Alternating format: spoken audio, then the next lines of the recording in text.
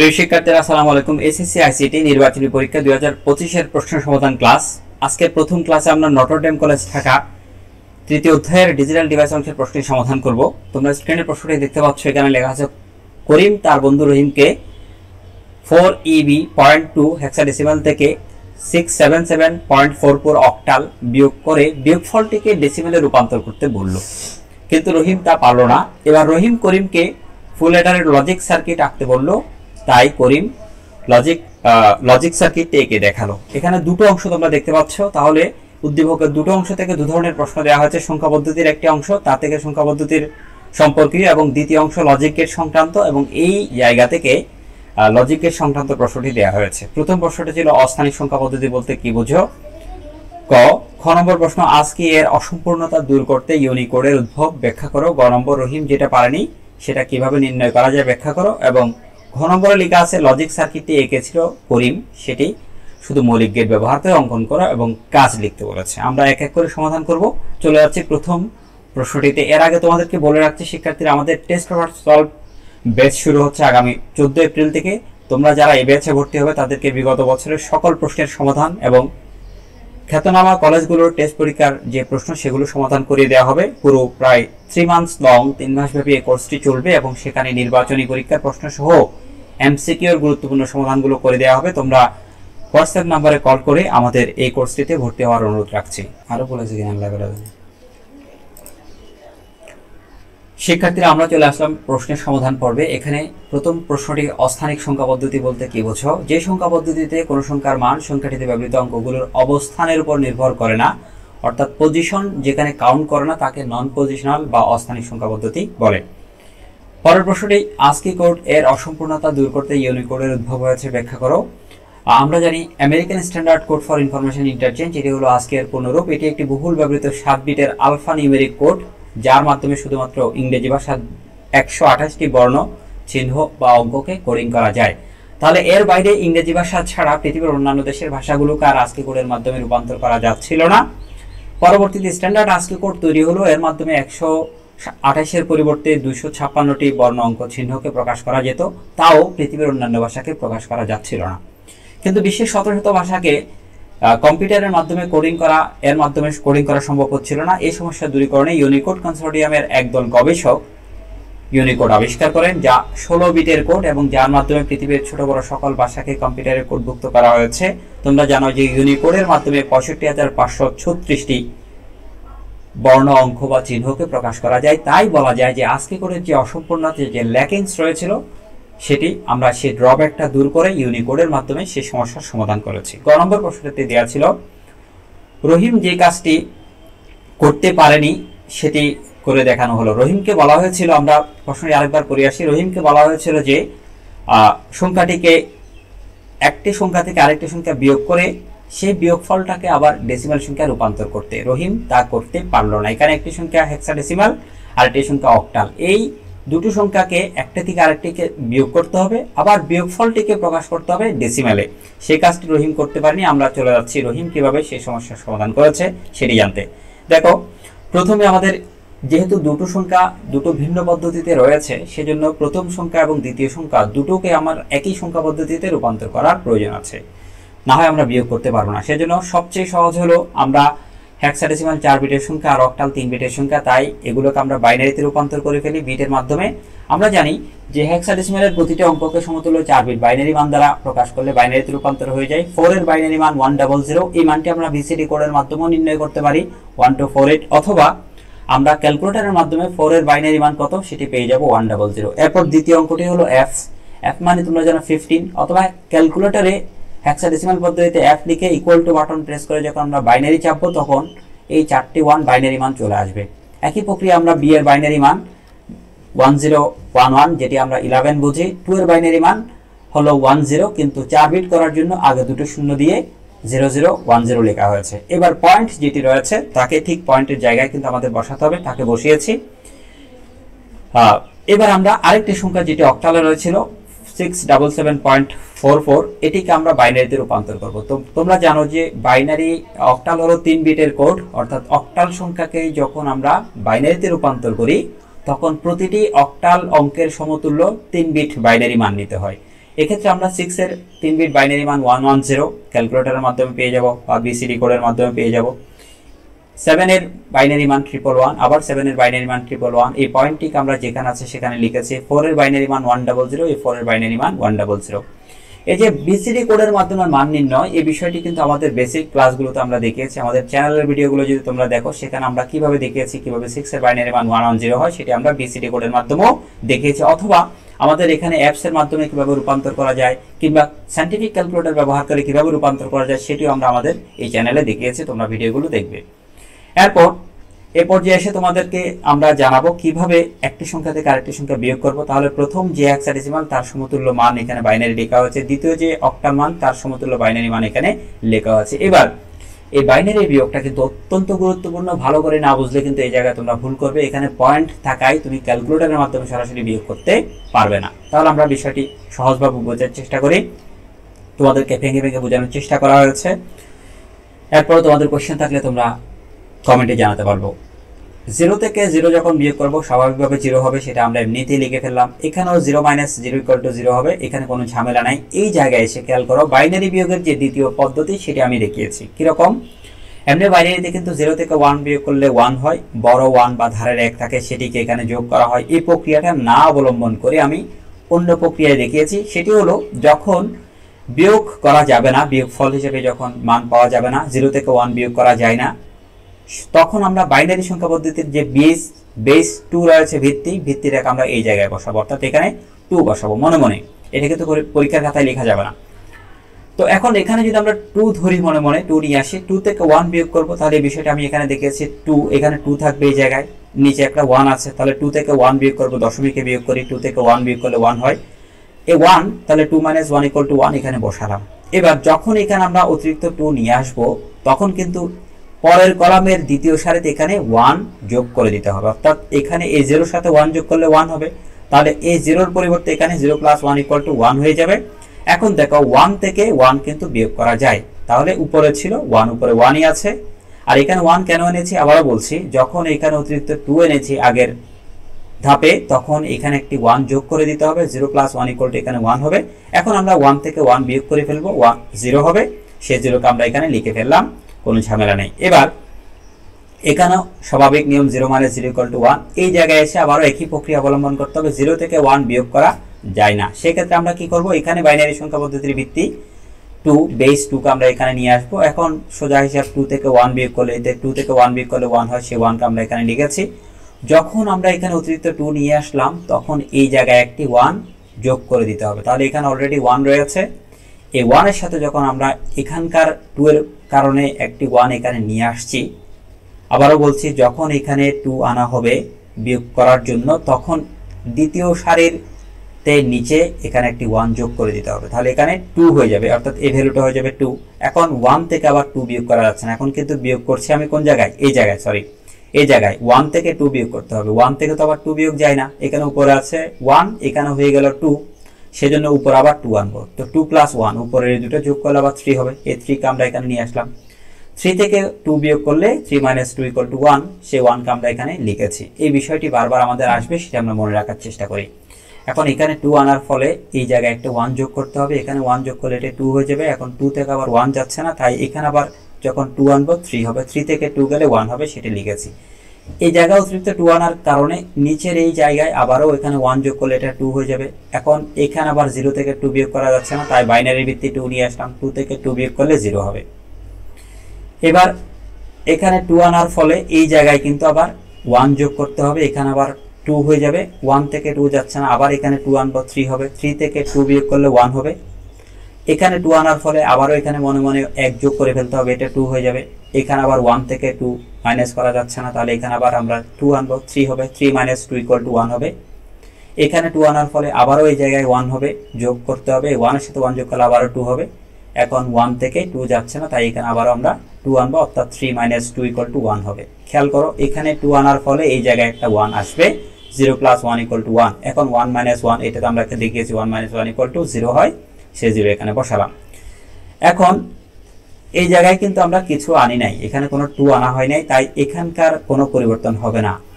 এখানে কোনো অতিরিক্ত 2 আমরা আনা হয়নি, তাই এই জায়গায় কোনো পরিবর্তন হয়নি। 1 থেকে 1 গেলে 0।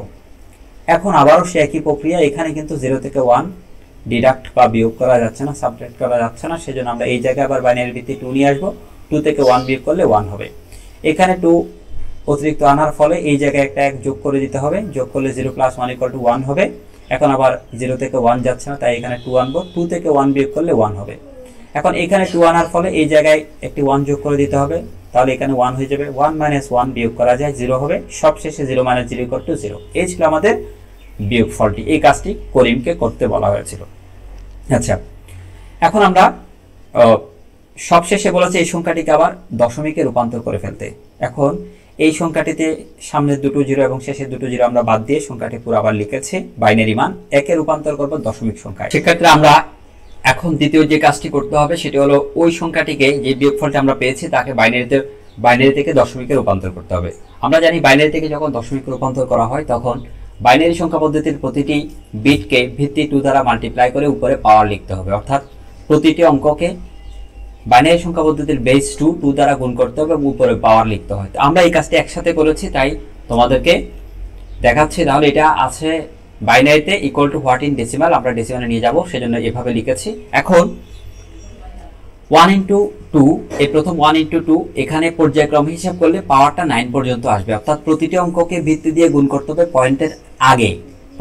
প্রথম অঙ্ক 1 × 2, এরপরে 1 × 2, 0 × 2 এভাবে লিখবো এবং প্রথম 1 × 2 এর পর পাওয়ার হবে 0। এভাবে 0 থেকে এখানে 10টি অঙ্ক রয়েছে, গুণে দেখো তোমরা, তাই পাওয়ার আসবে 9 পর্যন্ত।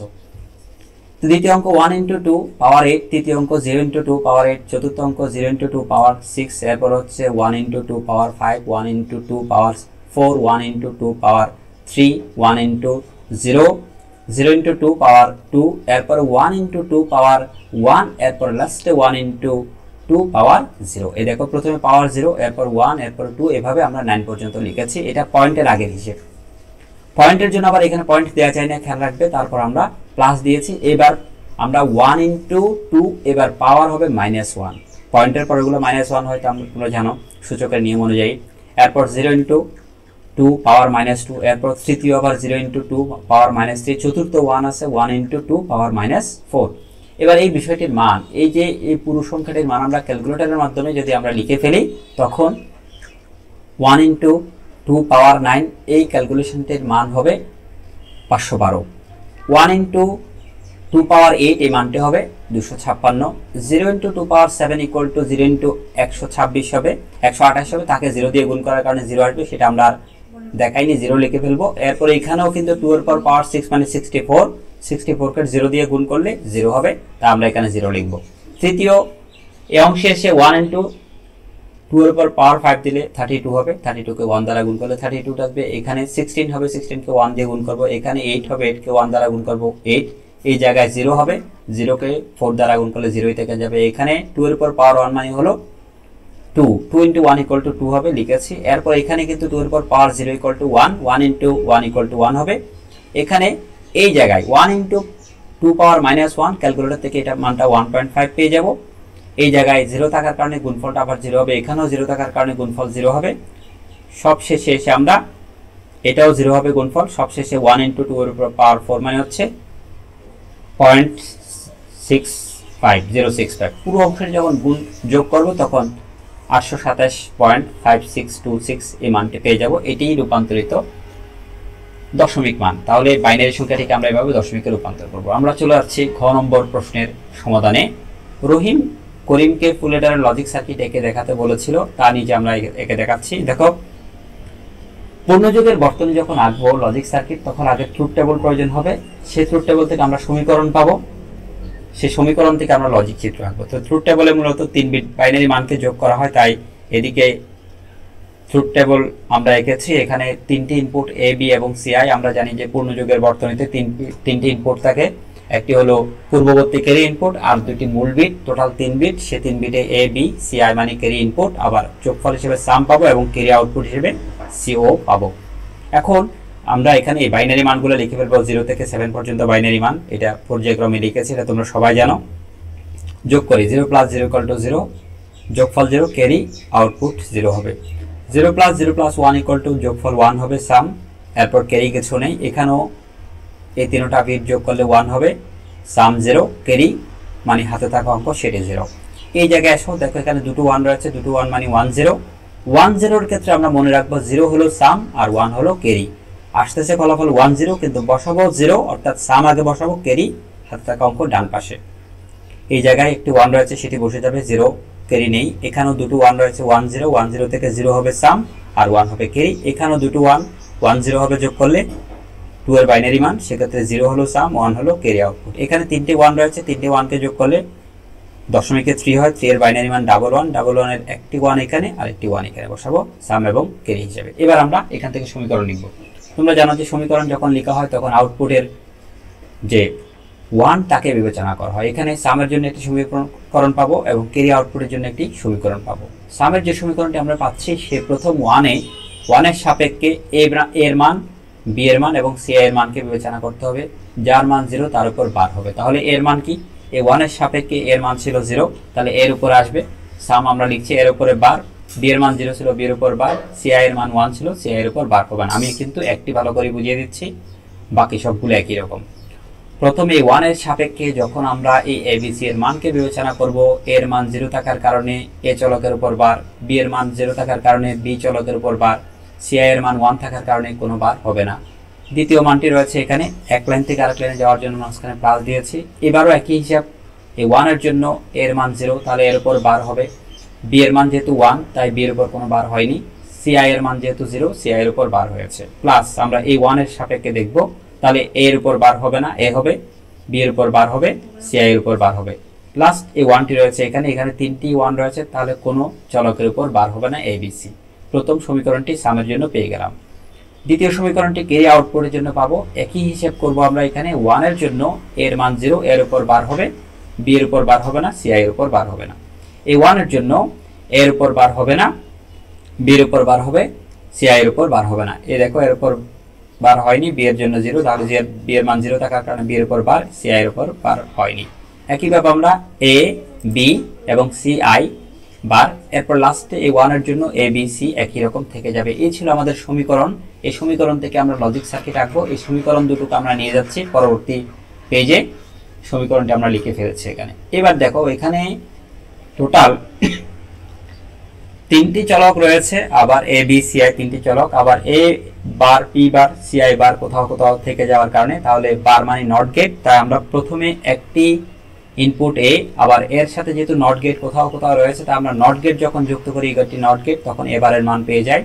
আবার এই মানটি হলো বি, বি এর সাথে যখন আমরা নট গেট যুক্ত করব বি বার পেয়ে যাব। সি আই নিয়েছি, সি আই এর সাথে নট গেট যুক্ত করলে সি আই বার পেয়ে যাব। এভাবে আমরা এ বি সি আই এবং A bar B bar C I পেয়ে গেলাম। এখন একেবারে সহজ বিষয়টি, সেটি হলো এই 3টি চলক গুণ আকারে রয়েছে, গুণ মানে হলো এন্ড গেট, তাহলে এখানে 4টি এন্ড গেট রয়েছে, এখানেও 4টি এন্ড গেট রয়েছে, আবার তারা একসাথে যোগ আকারে রয়েছে, এগুলো অর গেট আকারে আবার একসাথে যোগ করে দিতে হবে। তাহলে প্রথম যে AND gate A bar, B bar এবং সি আই, একটি এন্ড গেট নিলাম, এডি এর মতো প্রত্যেকটি এন্ড গেট তোমরা জানো, সেখানে মান যাবে এ বার থেকে, আমরা একটা মান নিয়ে ফেললাম, এই যে এই লাইনটা এবার, এই ইনপুটটি হলো এ বার থেকে মান নিলাম, এই ইনপুটটি হলো বি বার থেকে একটি মান নিব, সি আই আছে, সি আই হলো এই লাইনটি হলো সি আই ইনপুট, তাহলে সি আই থেকে মান নিলাম। প্রথম লজিক গেটটি একটি এন্ড গেট এঁকে ফেললাম। দ্বিতীয় লজিক গেটে আমরা যাচ্ছি, এখানে আছে এ বার, তাহলে দেখো এ বার, এই যে এই লাইনটি এ বার থেকে মান গিয়েছে, বি আছে, বি এর থেকে মান যাবে, এই লাইনটি বি এর থেকে মান গেল, সি আই বার, তাহলে সি আই বার হলো লাস্ট রেখাটা, এখান থেকে মান গেল, দ্বিতীয় এন্ড গেট আঁকলাম। একইভাবে তৃতীয়টি আমরা এঁকেছি, এ বি বার থেকে মান গেল, সি আই থেকে গেল, লাস্টে এ বি সি কোনোটার উপর বার নেই, তাহলে মূল রেখা থেকে মানগুলো যাবে, এ থেকে একটি যাবে, এটি হলো বি এখান থেকে একটি যাবে, এটি হলো সি আই এখান থেকে একটি যাবে। এই 4টি এন্ড গেট আবার অর গেট দ্বারা যুক্ত রয়েছে, এই প্লাস মানে হলো অর গেট, তোমরা জানো, তাহলে অর গেট এখানে আমরা একটা এঁকে ফেললাম। সে অর গেটে এই 4টি এন্ড গেটের ইনপুটগুলোকে যোগ করে দিয়েছি, সবশেষে আমরা ফাইনাল সাম পেয়ে গেলাম। একই প্রক্রিয়া আমরা এই দ্বিতীয় ক্যারি আউটপুটের প্রথম এন্ড গেট সেটি আঁকলাম, সেখানেও এ বার বি সি আই থাকবে, এরপর হচ্ছে দ্বিতীয় এন্ড গেটে থাকবে এ বি বার, এ থেকে গেল, বি বার থেকে যাবে, তোমরা দেখতে পাচ্ছ, সি আই থেকে গেল। তৃতীয় যে এন্ড গেট সেখানে এ বি সি আই, আমি আর ব্যাখ্যা করছি না। চতুর্থটি এ বি সি, এই 4টি এন্ড গেট আবার যৌক্তিক যোগ অর গেট যারা যুক্ত রয়েছে, তা আমরা একটা অর গেট এঁকে ফেললাম। অর গেট একে সবগুলো ইনপুটকে যুক্ত করে দিয়েছি, ক্যারি আউটপুট পেয়ে গেলাম। এই ছিল ফাইনাল সাম এবং ফাইনাল ক্যারি আউটপুট। এভাবে আমরা একটি পূর্ণ যুগের বর্তনী বা ফুল এডারকে মৌলিক গেটের মাধ্যমে বাস্তবায়ন করেছি। তোমরা এটার সরলীকৃত সমীকরণও কিন্তু তোমরা দেখতে পেয়েছো। আমরা যদি সরলীকরণ না করি তাহলে এভাবেই এই লজিক গেটটি মৌলিক গেট দিয়ে এঁকে দেওয়া যাবে। এবার সবশেষে বলা হয়েছিল এই লজিক গেটের কাজ দেখাতে। আমরা এই লজিক গেটের কিছু বিবরণ দিব এবং কাজ লিখব। সবার আগে বলে দিচ্ছি, আমরা যে সমন্বিত বর্তনী, দুটো বিট মূল বিট এবং একটি ক্যারি বিট সহ মোট 3টি বাইনারি বিট বা বাইনারি সংখ্যা যোগ করে তাকে ফুল এডার বা পূর্ণ যুগের বর্তনী বলে। এখানে এ এবং বি হলো মূল বিট এবং সিআই যেটা আমরা পেয়েছিলাম একটু আগে সমীকরণে সেটি হলো পূর্ববর্তী ক্যারি বিট। যোগফল হলো সাম এবং ক্যারি আউটপুট ফাইনাল হলো সিও, সেজন্য আমরা সিও মানে ক্যারি আউটপুট লিখেছি। 3 বিট বাইনারি মান যোগ করতে মূলত ফুল এডার বা পূর্ণ যুগের বর্তনী ব্যবহৃত হয়। এটি হলো তার কাজ। এরপর আমরা আরেকটি কাজ লিখছি, সেটি হলো একাধিক ফুল এডার পর্যায়ক্রমে সংযুক্ত করে বহুবিট বাইনারি সংখ্যা যোগ করা যায়। এই ছিল ফুল এডারের বর্ণনা এবং কাজ। শিক্ষার্থীরা, আমরা একটু সময় নিয়েছি পুরো ভিডিওটি একসাথে পুরো প্রশ্নগুলো তোমাদেরকে বুঝিয়ে দেওয়ার জন্য। এভাবে আমরা প্রত্যেকটি টেস্ট পেপার, আমাদের যে সলভ ব্যাচ, সে ব্যাচের প্রত্যেকটি কলেজের, বাংলাদেশের খ্যাতনামা কলেজগুলোর আমরা প্রশ্ন নিয়ে সমাধান করব। তৃতীয়, চতুর্থ, পঞ্চম, 1, 2 সহ প্রতিটি অধ্যায়ের প্রশ্ন নিয়ে আলোচনা করব। তোমরা এই ব্যাচটিতে জয়েন করতে পারো এবং শুধুমাত্র 550 টাকা ফি দিয়ে অনলাইন জুম ক্লাসের মাধ্যমে এই ক্লাসটি কন্ডাক্ট করা হবে এবং আমি নিজে এই ক্লাসটি কন্ডাক্ট করব। তোমরা হোয়াটসঅ্যাপ নাম্বারে যোগাযোগ করে আমাদের এই কোর্সটি ভর্তি হওয়ার জন্য তোমাদেরকে অনুরোধ রাখছি।